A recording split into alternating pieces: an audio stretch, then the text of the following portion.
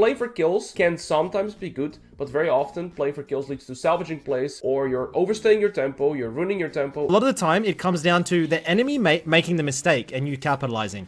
I say this in lower elos, if you want to climb, you don't have to make the plays. I'm going to be teaching you guys how to climb from either iron, bronze, silver, gold, plat, all the way to diamond. We are going to go into a deep dive on escaping your elo at ADC.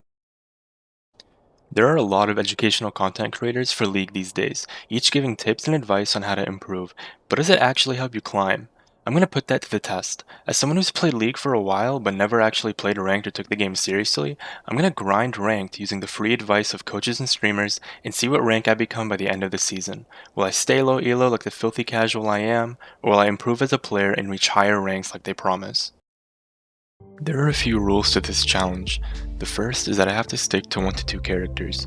I made this a rule since it's the first piece of advice that any coach will give when teaching how to climb. For me, these characters are going to be Riven and GP. Reason being that the educational creators I watch the most are Alois and Solarbaka, and those guys are like pretty much the faces of those characters. It doesn't mean that I'm never going to play another character ever, but Riven and GP are going to be my most played by far.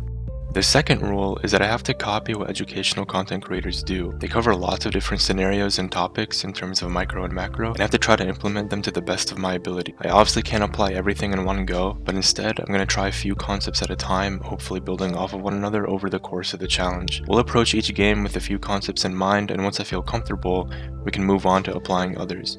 The last one is that I can't duo at all. This has to be a solo climb for the sake of the integrity of the challenge. I need to make sure that the results are from educational content and not any outside factors.